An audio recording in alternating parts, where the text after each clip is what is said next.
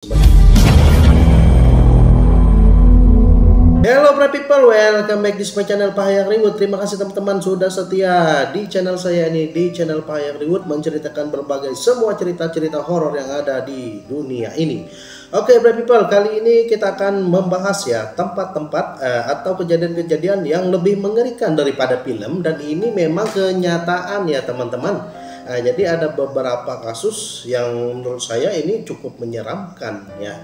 Jadi seperti di film-film gitu ya, dan ada sesuatu yang aneh-aneh juga gitu loh, dan ya cukup jorok ya teman-teman ya.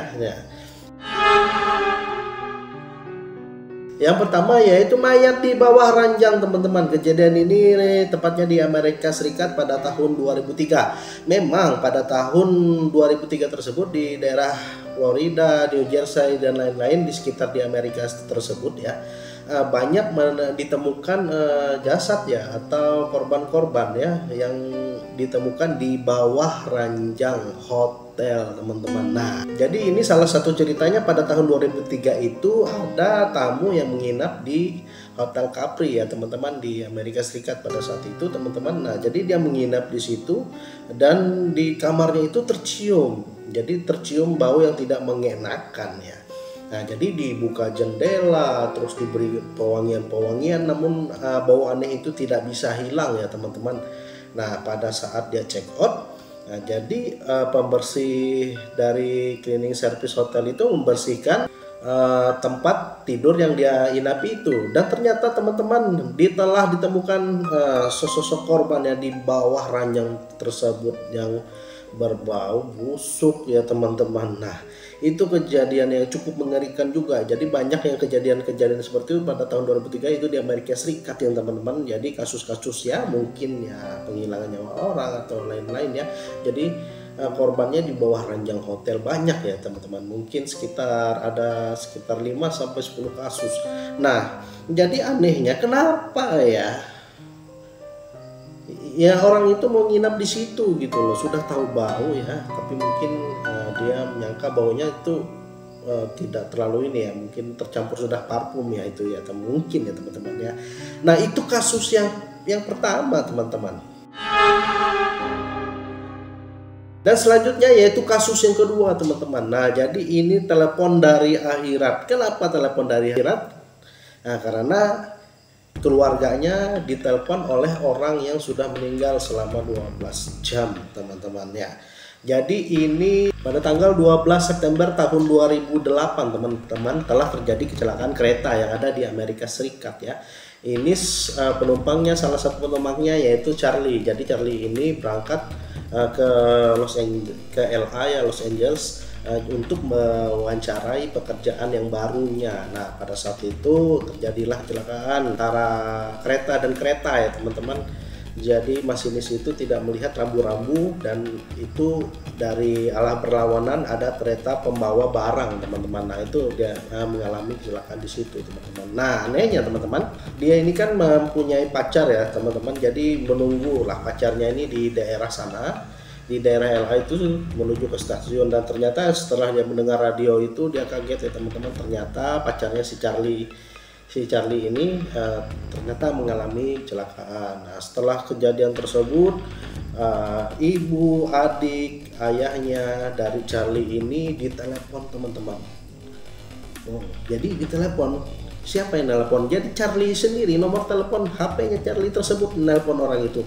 Nah, jadi menelpon, ketika diangkat itu tidak ada. Lalu mereka telepon balik, dan ternyata telepon itu tidak ada jawaban atau tidak aktif teman-teman. Nah, anehnya setelah 12 jam setelah kejadian tersebut, mereka seringkali ya menelpon. Akhirnya tim penyelamat tersebut masuk ke daerah kecelakaan tersebut dan mendengar suara telepon. Ternyata akhirnya ditemukanlah si Charlie ini teman-teman. Nah, namun petugas pada saat tim penyelamat itu tidak menemukan HP-nya itu di mana. Ya, sampai pada saat itu tidak ada teman-teman. Jadi tidak ditemukan. Jadi siapa yang menelpon 12 jam itu? Namun mereka percaya bahwa yang menelpon itu adalah arwah dari Charlie itu teman-teman. Nah, itu kejadian aneh. Ya, cukup menyeramkan. Ini mungkin bisa dibuat film atau sudah ada filmnya kali ya. Bagaimana teman-teman? Nah, itu. Dan yang ketiga yaitu Eli Salam. Nah, teman-teman mungkin sudah tahu cerita Eli Salam ini, dia meninggal ya atau hilang nyawanya itu di tempat profil tank hotel ya, Hotel Cecil yang ada di Los Angeles. Jadi kejadian ini pada tahun Februari 2013, jadi baru-baru aja ya teman-teman. Nah, jadi ketahuannya ini ya, kenapa bisa ada sosok mayit yang ada di atas profil tanknya, profil air dari hotel itu. Jadi pengunjung hotel atau tamu hotel tersebut meminum air tersebut dan itu terasa aneh teman-teman. Jadi terasa aneh, akhirnya petugas-petugas hotel tersebut naik ke atas atap dan cek lokasi tersebut, dan ternyata teman-teman ada sosok atau jasad yang ada di dalam profil tersebut teman-teman ya. Itu diselidiki dan masih belum tahu penyebabnya seperti apa. Dan anehnya, kenapa saya bilang aneh, jadi semua akses yang ada di hotel itu menuju ke atas itu sebenarnya sudah ada alarm. Jadi alarm bunyi kalau tidak ada akses menuju ke atas atap itu. Dan yang kedua teman-teman, tidak mungkin seorang Eli Salam ini mampu memutar tutup dari profil tank itu, karena profil tank itu besar teman-teman, jadi memang berat ya. Nah, kita tidak tahu apakah seperti itu. Dan mengerikannya lagi, minum air itu teman-teman. Kalau teman-teman lagi makan mungkin jangan makan dulu ya, karena ini mengerikan. Nah, itu teman-teman kejadian yang sangat-sangat aneh sekali. Dan tanda-tanda dari bekas trauma di badan atau bekas dia minum minuman alkohol atau segala macam itu tidak ada ditemukan di jasadnya Eli Salam ini. Jadi dia dinyatakan mati karena tenggelam di situ teman-teman. Nah itu ya.